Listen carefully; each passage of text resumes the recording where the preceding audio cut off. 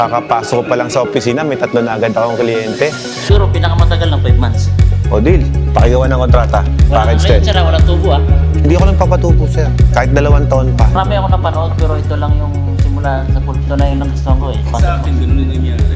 Marami na pong kumpanya ang tumayo din na same namin. Pero ako, sabi ko nga, masaya ako na ako yung ginagaya kaysa ako yung nanggagaya. Actually, sir, itong pagbablog ko, sir, yung revenue ng social media account ko, diyan ko lahat binibigay. Ang wastewater, sir, unpredictable yan. Sa isang araw, hindi mo talaga alam kung gaano kadaming tubig ang maibenta mo. Happy sa watermarks. Kahit marami nang nakatayong water station dyan, kung marami namang buyer, maraming mga consumer na pwede mong bentahan, imposibleng hindi ka makakabenta. Alam mo sir, lahat ang bumili sa akin ng package 4, package 5, yan, water station. Babalik sa akin, dapat yung package 9 na lang ako. Malaki ang chances mo na mag-fail po kayo sa bacteriological kapag dun sa water source. Ngayon sir, ang gagawin natin sir, ititreat ko yung water source mo, i-chlorinate natin yan, gagawa tayo ng water system dyan bago mo papasukin sa system. Ang reason naman kung bakit tayo kumukuha ng mayor's permit, yung trabaho ng mga nasa munisipyo is ingatan yung kanyang komunidad. Kala ko sir, nag-i-inquire ka pa lang. Ba't nagbayad ka na?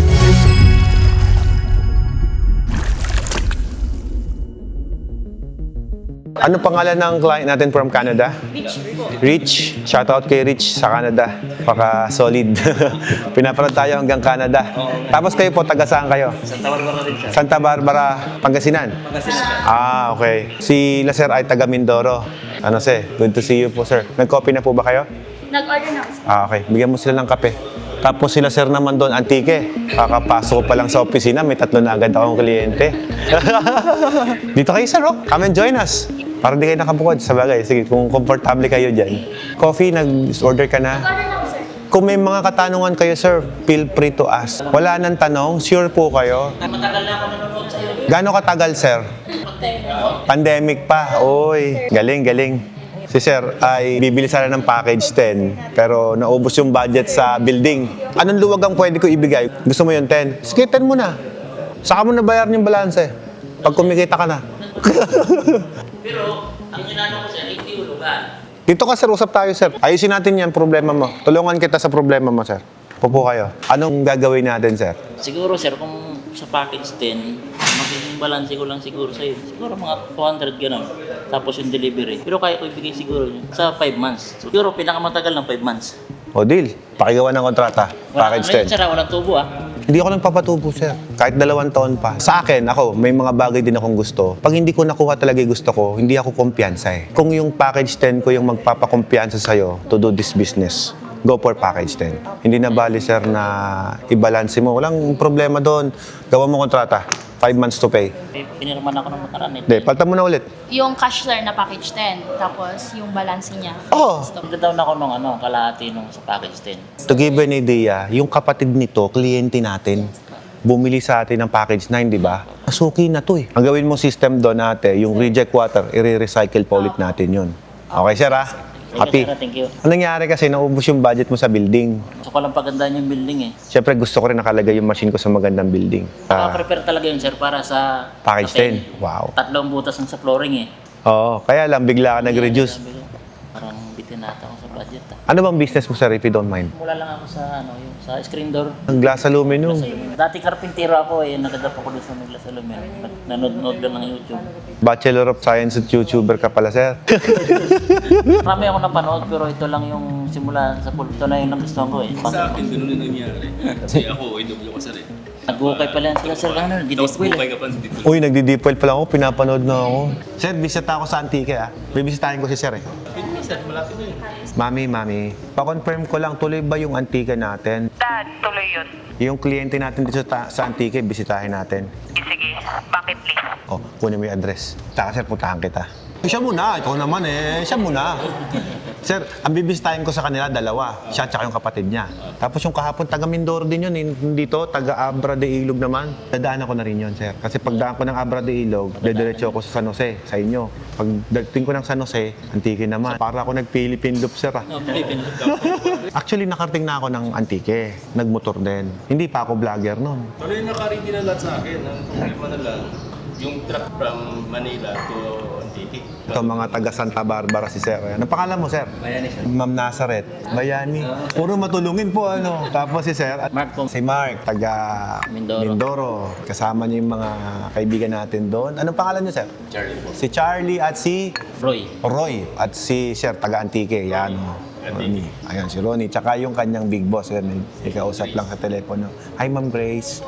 Tapos si Sir na taga Canada, taga Santa Barbara din po siya. Parang kami ang... Kayo ang taga-manage.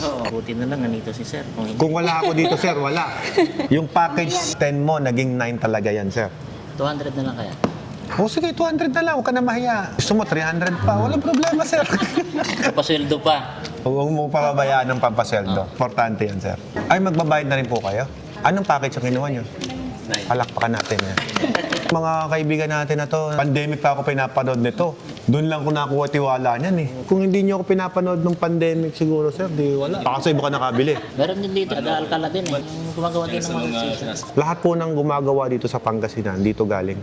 Siyempre, kahit paaminin mo yun, Sir, di naman sasabihin na dito sila galing. Pero mga kliyente ko po sila. Kumbaga, na-installan ko ng water station tapos nag-business venture. Hindi naman po kami madamot sa informasyon, Sir. Share po namin yan sa kanila. Marami na pong kumpanya ang tumayo din na same namin. Pero ako, sabi ko nga, masaya ako na ako yung ginagaya kaysa ako yung nanggagaya. Kahit ako rin, sir, nung magsimula ako ng negosyo, hindi rin ako madamo sa mga katabi ko.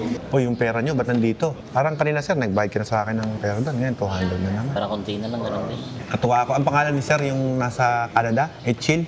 Richie. Natuwa ako sa kanya. Sabi niya, Sir Alfred, gusto kong maging kapamilya mo. Ang virus. Sarap naman nun, di ba? Tago mo na. Baka bawiin. Isang resibo na lang ibig. Sobre binayad. Bakit? Advance payment sila ng 7. Oh, timo may advance payment pa. Sabi ko, ako yung tutulong, ako yung tinulungan, in-advance yung bayad. Mali. Balik sa atin. Ang sabi ko, alika sir, tutulungan kita kung paano. Hindi sir, ako yung tinulungan. Actually sir, itong pagbablog ko sir, yung revenue ng social media account ko, diyan ko lahat binibigay. Yan, sa mga tao na yan. Mga bata yan. Donation tayo ng water stations, donation tayo sa army, donation sa mga bata, eskwelahan. Dami yan sir. Hindi kami humingi ng kapalit eh.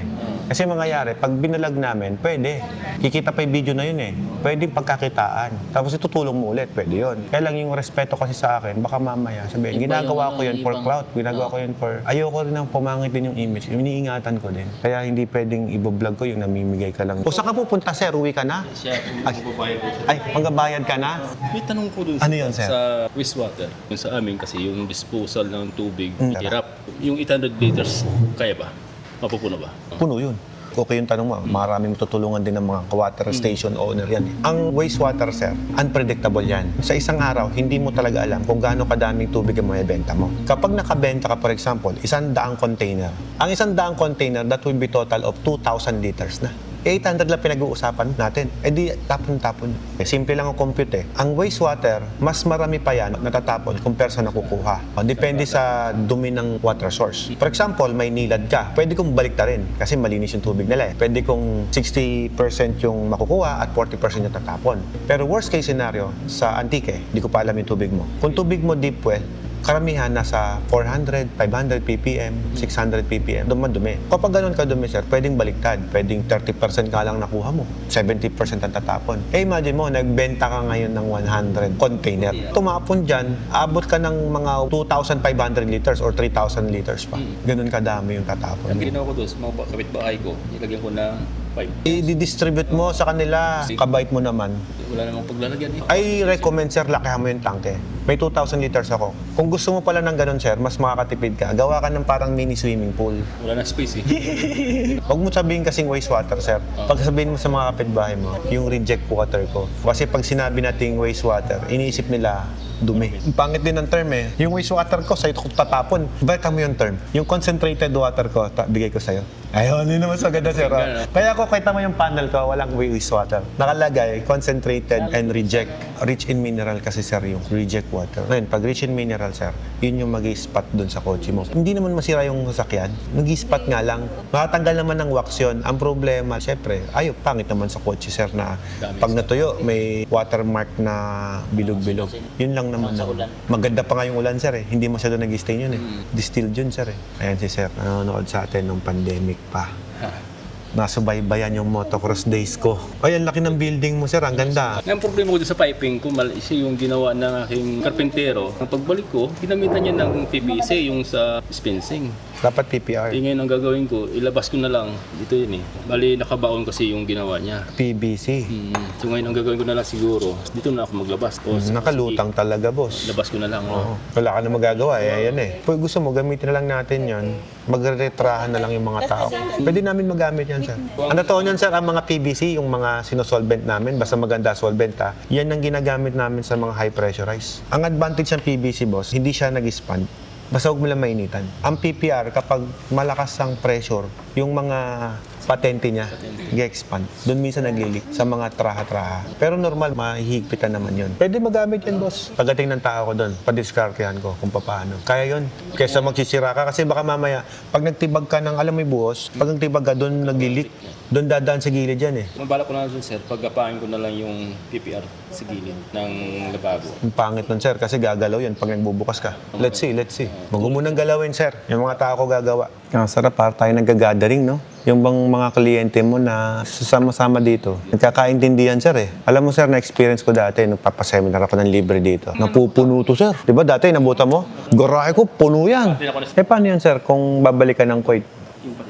Ay, yung kapatid mo. So, dapat nandun siya pag tinuruan namin, sir, no? Para makita nila kung paano tinuturuan. Tsaka huwag ka mahihiya pagka magtanong kasi minsan lang nandun yan. Pero kung makalimutan man itinuro, may online pa rin naman na assistance. Sir, papirma po. Konti na lang.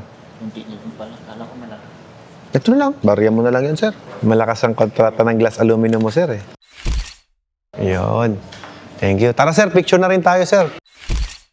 Yun. Thank you. Thank you po. Hindi mo kayo nasigan mo, sir. Sir, ilan po ba gusto nyong kuhanin? May gawa pa kami ngayon. Ayos, sir. Para maraming pambili. Bahala ka, sir, kung ilan ang gusto mong kuhanin, sir. Whatever makes you satisfied, sir. Kahit damihan mo, sir, walang problema. Sir, muna kami, sir. Thank you. Thank you so much. Thank you, Boss, sir. thank you. At more project to us. At napagbigyan mo ako. Kunin mo yung number niya, sir, para pag may mga client ako sa ibang Manila kayo, di ba? Mag-recommenda ako, sir. Yung mga water station na magpapagawa doon, tumatanggap ba noon? Maliliit na project. Wala problema. Ano po? Dito kami sa Watermax. Watermax. From Antique. Thank you so much. Hi, sir. Nanonood ako ng YouTube niyo, kaya Sit down, kami sir. nakarating dito. Ano pangalan mo, sir? Joel po. Saan po kayo star lang? Mag-inquire sana po kami Opo. ng mga package na napapanood ko sa inyo na papasarap yung tubig. Hindi naman po namin sinasabing napapasarap namin tubig. Yung mga client namin ang nagsasabi nun. Ginagawa po namin is quality machines. Siyempre, if you have a quality machines, of course, yung tubig na enhance yung lasa. Nandito kayo kasi tumatawag po ako kahapon. Anong oras ka tumatawag? Mula umaga to hanggang hapon. Kasi naniniguro po ako baka mamaya wala kayo. Palagi naman po ako dito, sir. Nag-ride, pero spare time ko lang yun, sir. Kasi minsan, sir, pag nag-ride ako, sir, mula ako ng Baguio, sir. Maya-maya, dito na ako. Ang Sige, sir. location po namin nasa loob ng medyo populated na area. Maganda po kung ganun, sir. Ay, mga baba. Advantage niyo yun, sir, kasi malapit na yung residential. Kaya sabi ko kahit na meron ng existing, sabi ko baka may opportunity pa rin kasi marami namang nakatira. Kahit marami nang nakatayong water station dyan, kung marami namang buyer, maraming mga consumer na pwede mong bentahan, imposibleng hindi ka makakabenta. Kalokohan yung walang benta. Oo. Eh, sir, pumunta ka nga ng Tutuban, tignan mo yung nagbebenta ng cellphone doon, lintikan dami, sir, eh. Pero kung talagang hindi sila kumikita, bakit sila tsatsaga doon, sir? Pagandahan lang ng services tsaka suki. Nung una po talaga, kinonsider ko itong tubig. May nagsasabi, marami ng ano dito, mga supplier ng tubig. Kaya yung unang option ko, kasi bakante po yung lote. Ang tubig, sir, simple lang eh, market mo lang. Hindi naman po lahat eh, same kayo ng management. Hindi lahat ay parehas kayo ng pamalakad sa water refilling station business. Hindi common nagsara yung isang water station, magsasara ka din. Hindi naman ganun eh. Kasi magkaiba pa rin po ng personality yung owner. Pag-manage po yung anak ko eh. Anak, dapat galingan mo anak. Ilang taong ka na? 27. 27. Swerte mo, tatay mo, bigyan ka ng negosyo. Ako, nung nagnegosyo ako, ay 13 anyos pa lang. Humawak ako ng negosyo. The age of 18, may sarili na akong mga water refilling station. O, I challenge you, dapat galingan mo. Ang opportunity, minsan lang mangyari. Pag nagtiwala sa'yo magulang mo, pahalagahan mo yun. Kasi bihira yung kagaya mo nabigyan ng opportunity. Kung mabigyan ka ng ganyan, ako, galingan mo na. Pag lumaki yan, palago mo, time will come, di, may pamilya ka na ba? Wala po. Pag nagkaroon ka na ng pamilya, di mas mabibigyan mo sila ng mas magandang kinabukasan. Bibili mo ng package. Magkano po ba yung package 5? 310 yung 5, less 30,000 sa cash, that will be 280 lang. Okay na po yung package 5. Maganda na po yun, sir. Yung package 4, 3,000 gallons per day. Kasi sir, yung package 5 ko, ang difference niya sa package 4 is only 30,000. Ang liit na halaga. Basic water station, yes. Ang balak ko rin po, sasamahan ko ng Yellow. Meron din kaming yellow. Ilang tonelada kailangan? Pang barangay lang po. Meron kaming 640,000, sir. Kalahating tonelada na yun, sir. Ayan, sir. Kalahating tonelada yan. 1,000 kilograms. One tonner is 1,000, sabi mo na. 500 kilos. Sir, nasasabi mo lang na pang commercial na, sir. Ang yellow talaga. Maraming bumili sa akin itong maliit na bitin. Nagagalit sa akin, sir, bakit ito kasing maliit ang binenta mo? Di ba, ate? Kagaya last time, sinusulian ako ng machine kasi nabibitin sila. Eh, hindi ko naman kasalanan. Kagaya ng alibay nyo ngayon, sir. Ganon. Sabihin ay, ang laki. Gusto ko yung maliit lang. Eh, sir, sa init sa Pilipinas, sir, imposible hindi ka makakabenta ng yellow eh. Kaya wala pa po kami ni-establish na market. Wala ka established na market kasi wala kang produkto. Ano yung market mo? Wala kang produkto eh. Kaya yung ibang mga nag-o-open ng gantong negosyo, sir, na-overwhelm, nagugulat sila. Ngayon, babalik sa akin at sabihin, ba't kasi yung malitang binenta mo, dapat yung malaki. Alam mo, sir, lahat ng bumili sa akin ng package 4, package 5, yan, water station. Babalik sa akin, dapat yung package 9 na lang ako. Kaya halos lahat, mula kahapon, puro package 9 na binibili sa akin dito. Lalo yung mga matatagal nang nanonood, sir, ng videos ko. Talaga lahat sila package 9. Hindi kita sinay-sales talk, sir.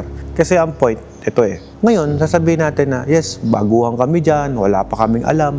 Natural. Wala ka pang water station, sir eh. Ngayon, sir, ang nangyayari, pag nag-ooperate na, na-overwhelm sila, 300 ng order, 500 ang order, hindi nila mai-serve. Kasi nga, mahina yung capacity ng makina. Yun ang problema. So, yung stress, tatawag sa akin, Sir Alfred, upgrade mo yung makina ko. Siyempre, mas mahal na. Common story behind. Kasi, sir, ganito, sabi ko nga, sa sobrang init dito sa atin, imposibleng hindi ka makakabenta ng yelo. Imposible yun. Wala kang market sa'yo. Yes, wala kang market. Kasi wala ka namang yelong binibenta. Bigyan kita sample, sir. Si Mr. Priest na lang. 100 tonner ang makina niyan. 30,000 tons yan, sir. Hindi niya masupplyan ng customer niya. Ito po mga ice machine. Opo, lahat po to ice machine po. Ito na po yung pinakamaliit. May mas maliit pa kami dyan. Pero sir, kahit sabihin ko sa'yo, sir, na kalating tonelada ang magagawa niyan, sir, do not expect na kaya natin yung half ton talaga, ha? Kasi ang weather natin mainit. So pag mainit, bawasan mo na at least 20%, mga ganyan. So sabihin mo na mabigyan kita ng average 450 kilos lang.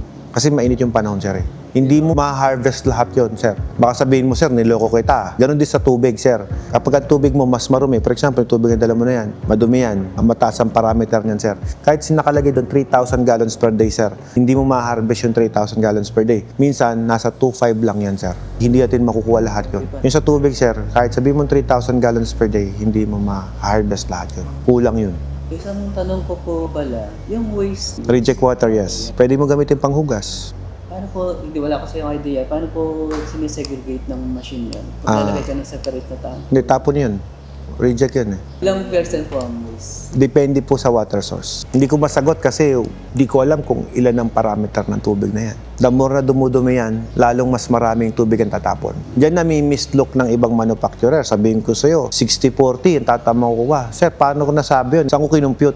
Wala akong reference eh. Pero worst scenario po, ilang percent ang nagiging?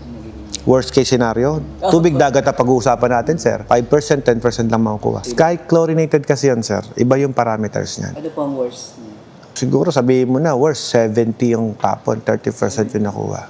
Worse, ha? Worse ang pinag-uusapan natin. Sir, kahit sabihin mong nawasa yan, sir, dito sa part ng, ito, magtuturo ako, ha? San Carlos, pangit ang water source dyan. Medyo brackish talaga yung nakukuha ng tubig. Hindi naman magagalit sa akin yung mga taga dyan kasi totoo naman sinasabi ko eh.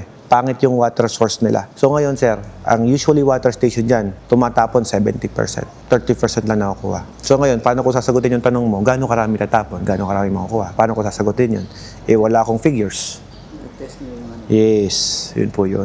Magkano po yung package na 9. Yung 9 po, 400 something. Sa installment, 478. Sa cash basis, 440,000. Yung package 7 po. 438. Doon ka na sa 9 kung ako sa'yo. High-end na yun eh. Ang iniisip ko po, kung capacity ang magiging problema, lumakas. Hopefully, lumakas. 7 ka, entry level.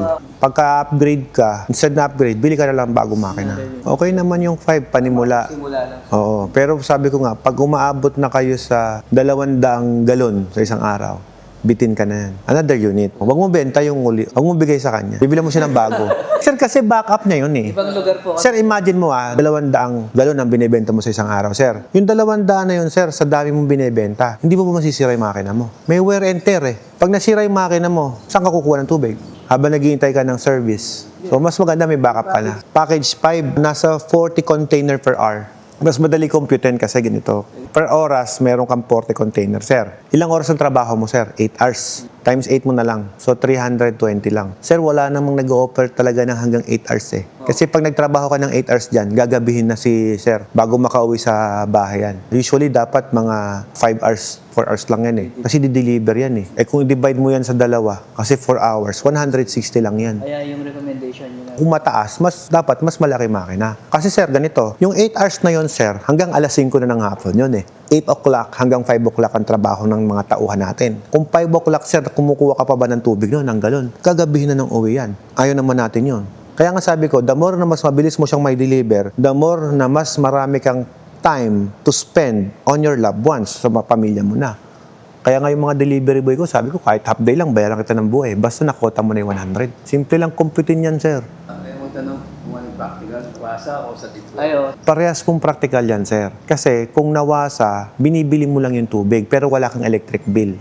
Ang nawasa, may electric bill ka, pero wala kang water bill. Pero mas mura pa rin ang deep well. Kasi yung deep well kasi, own process mo yun. Anong klaseng deep well po? Siyempre, depende sa... Kasi yung lugar namin parang ano siya. Bulubundukin ba? Ano ba? Hindi naman po. Parang ganito yung sa akin. Parang crowded. Pero hindi parang squatter, sir. Residential part. Madaming building, ganyan. Sabi kasi pag congested talaga yung bahay, ganyan. Ano ba tamang term doon? City, tapos dito yung mga commercial area. Nasa populated residential area ka. Maganda po doon yung malakas ang capacity.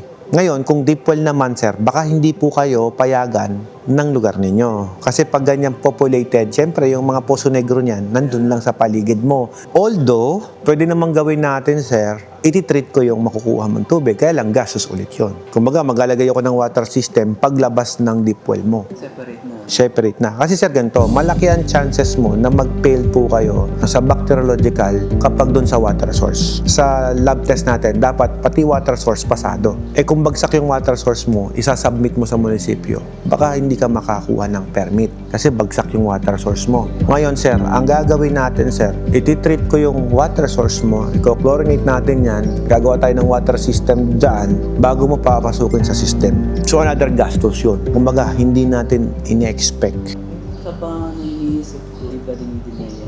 Wala namang deny kung pasado yung tubig mo, sir. Sa lahat po ng bumili sa akin ng water station, ni isa, wala pong hindi nakakuha ng permit. Lahat po nakakuha ng permit. Hindi ka makakuha ng permit kung bagsak ka yan sa may E. coli yan, may pigal yan. Hindi ka makakuha ng permit, sir. Pero kung pasado yan, as long as potable drinking water yan, safe drinking water. Wala pong negosyo, sir, ang ayaw bigyan ng mayor's permit. Kasi magtatax yan sa munisipyo eh. Tapos hindi mo bibigyan ng permit. For example, dito ako sa lugar na hindi naman city, urban. Palagay mo, sir, kung hindi ako bibigyan ng permit ng munisipyo namin, sino ba ang mawawalan? Yung mismong bayan namin, yung munisipyo namin. Kasi saan ako magtatax? Eto, pwede ko naman ilipat ng ibang lugar doon sa gusto kong bigyan ng permit. Diba? Ganon din yun. Water station ka, magninegosyo ka ng tubig, sir. Ikaw, inaayos mo yung permit. Sinusunod mo yung mga requirement nila. Anong dahilan para hindi ka bigyan ng permit? Anong requirement? Kailangan mo ba ng Certificate of Product Registration sa DOH? Bibigyan kita. Kailangan niyo po ba ng FDA registration? Bibigyan kita. Kailangan niyo po ba ng pasadong physical and chemical analysis? Bibigyan kita, sir. Kailangan niyo po ba ng building layout design? Bibigyan kita, sir. Kailangan mo ng sanitary engineering report? Bibigyan kita ng contact. Kayo na mag-usap. Sir, lahat po yun. Kailangan mo mag-seminar, di mag-seminar ka. Sir, kung na-comply mo lahat ng mga requirements na yun, sir, anong dahilan ni mayors na hindi ka bigyan ng permit? Kahit may sariling negosyo pa yung mayor ng water station, bibigyan ka pa rin nun kahit kalabang ka niya. Kasi hindi pwedeng hindi niya gampanan yung tungkulin niya. Serbisyong bayan nga, sir, tapos hindi ka bibigyan ng permit. Ang reason naman kung bakit tayo kumukuha ng mayor's permit, yung trabaho ng mga nasa munisipyo is ingatan yung kanyang komunidad. Kasi for example, ikaw nagtayo ka ng water station, marami palang bakterya yung tubig na binenta mo. Paano ka bibigyan ng permit nun? Siyempre, natural, poprotektahan ni Mayor yan. Hindi dapat makapag-operate yan, ipasara ka yan. Pero as long as yung negosyo mo malinis, sumunod sa lahat ng mga regulasyon ng munisipyo, wala akong nakikitang dahilan para di ka bigyan ng permit. Not unless ayaw mong mag-comply. Yan, problema na ng owner yan. Tama na po yung 20 square meter. Yes, kasya naman po. Ito, may parking. 20 square meter, sir. Ito lang. Oo. 4x5, yeah. Oh. I suggest lang, sir, ganito. Yung lababo mo na pagkalaki-laki, liitan mo lang ng konti. Engineer ka ba, sir? Architect, sir. Kaya pala ganyan ang drawing. Sabi ko, medyo draw like a pro. Sa akin kasi, sir, kung tatanungin mo ko, anong maganda? Yung 9. Budget ang pag-uusapan. Siyempre, hindi natin ipipilit. Kung 5 kaya, dito sa 5 tayo. Ilang pamilya yung nandun sa lugar ninyo, sir? Meron bang 1,000 families yun? Barangay namin sa pinakamaraming botante sa Tarlac City. Ilan ang botante doon? Ay, marami po. Ang dami, oh. Palagi ko, sir, magiging malakas eh. Kaya nga, ang mangyayari yun, sir, bebenta mo sa kanya package 5, magna-9 yan. Hindi ka nakatipid, sir. Pag dalawang package 5, yung costing mo, mas mataas pa rin compare sa 9. Kasi yung motor nun, ilan ang motor nun? 6 nun, nagta-times 2 ka. Ito, hindi to traditional construction, sir. Ito, kasi ito, parking area to, sir, ng mga truck ko noon. Asawa ko kasi, sabi niya, wala akong magawa, gawin ko tong showroom mo. So, yung mga truck ko, pinagawa niya ng ibang parking, ginawa niya tong showroom. Kasi, sir, pag nag-uusap kami ng mga kliyente ko, nandun kami sa kabila, ang ingay, yung mga grinder, ingay, sir. Maraming kinakat na stainless doon, maraming wine-welding, ginagrinder, binabapi. Ngayon, narinig ko eh. Nandun kami sa kabila, sir, ang ingay talaga, sir. Nagsisigawan kami ng customer. Sir, magkano ba avail mo, sir? Sabi niya, lipat kita ng lugar. Kaya nandun yung opisina, andito kami. Iba rin yung dun sa telecommunication namin, dun sa may kabila. Sa kabila kasi dun yung aming opisina talaga. So hindi naman tayo pwede dun nag-uusap. Kasi marami silang kinakausap dun online. Kung ako 9, ayan, sir gusto niya 9. Kahit kunin mo installment yan, sir, kung kulang yung budget. Ang pwesto, pwede mong tipirin. Pero ang machine, wag. Tingin ko, sir, pag itong materialis na ito gagamitin mo, sir, naka-long span ka na bubong, tapos ganyan, tatiles mo, sabihin mo na 100,000 lang yan. Basta, sir, ang usapan, maging malinis yung lugar. Yun lang. Ventilated. Maraming murang ganyan kasi marami ng China eh. Oo, sir. Para makatipid ka sa building mo. Gamitan mo lang ng 2x2 na tubular. Tapos pagyayakapin mo lang ganun. Yun na yun. Huwag ka na mag-diction board. Huwag na yung mga yun. Luma na yun, sir. Ay, ito ano ba? EBC yan. Pero makapal yan, sir. Pang ceiling yan, nababaklas yan, sir. Tama yung diskarte nyo. Ang gawin nyo, mag-cross-cutting ka sa building, wag lang do sa machine. Kasi yung building, kapag kumikita na, pwede mong i-improve yun eh. Pwede mong pagandahin kung gusto mo talaga eh. Huwag ka na gumamit ng metal paring, sir, sa pader. Kasi yung iba ginagamit metal paring eh. Wag. Gamitan mo na lang ng 2x2 na tubular. Mas matibay. Eto nga, pwede naman i-metal paring ko, pero hindi ko ginawang metal paring. Ginamit ako matibay. Sir, ilang bagyo na yan. Hindi natibag yan. Tumataas na yung binibili nila. Nag-i-inquire pa lang yan, pero binibili na ngayon. Hello, magandang tanghali po. Online, ATM. Meron po kayo dito. Pwede. Tap mo na lang ate. May Maya naman tayo, tsaka Metrobank. Para makapag-start na si sir. Kasi mahirapan siya mag-start nang wala kaming site visitation. Kala ko, sir, nag-i-inquire ka pa lang. Ba't nagbayad ka na? Pinag-isip pa ako ni sir. Kasi sabi mo, nag-i-inquire ka pa lang eh. Tinanong ko siya kanina dumating dito. Sir, mag-i-inquire pa lang ako. Sabi. Mag-inquire ako ng unit. Ba't ka nagbayad? Matagal na lang pinapanood yung vlog mo, sir. Yung iba sir, mayroon pa silang pre-washing sa labas. Dapat, sir, mas maganda yun. Pwede mo dun sabunin. Tapos yung final rinse mo, babanlawan mo pa rin sa loob. Pwede po kami humingi, sir, na ano. Opo, bibigyan kayo ng layout. Kasi nagbayad ka na eh. Bigyan namin kayo layout. Hindi kami nagbibigay ng layout pag walang bayad eh. Kaya dito kami pumunta kasi yung support nakita ko. Thank you, sir. Saan niyo ko pinapanood? Sa YouTube? Sir, thank you so much. Salamat sa tiwala. May tanong pa pala ako sir. Itong mga ganitong bote, Yes, sir. ito yung supply niya. Oo, apply din namin. Parang 3 pesos and 50 centavos. Pwede na, sa 5 piso. Pag malamig, depende presyo niyan. Tsaka depende sa lugar. Sa mga mall, nasa 20 pesos pag malamig. Pero syempre, pag nasa tindahan, pwedeng 10 piso, 15, ganyan. Ano lang naman ang presyohan yan. Ito pong pinaka-label. Piniprint na lang namin na sticker. Kung gusto bumili ka ng printer, pwede rin. Kung maglalagay ako ng pangalan, ipiprint niyo para sa amin? O Ito kasi may bayad ang sticker, syempre. Iba yan. Pag hindi laminated, mga 3 piso. Mahal ang sticker. Mas maganda yung dinidikit lang libre. Yung stamp mo na lang, kuha ko sa'yo. Mas efficient yun. Mas malaki ang kikitain mo sa'yo. anong klaseng stamp po? Yung ginagamit sa papel. Pag paid. Yung pa sa pagkamark? May nabibili, sir, yung ginaganon lang. Pag stamp mo, ganyan. Tip ko sa'yo, sir, simplihan mo lang yung design ng logo mo. Para yung ukit ba? Kasi inuukit nila yan. Watermark na lang po. Ganito yung sign ng Watermax. W. Yan. Yun. Sir, thank you so much. Boss, galingan po natin, boss. Insan, galingan mo, Insan.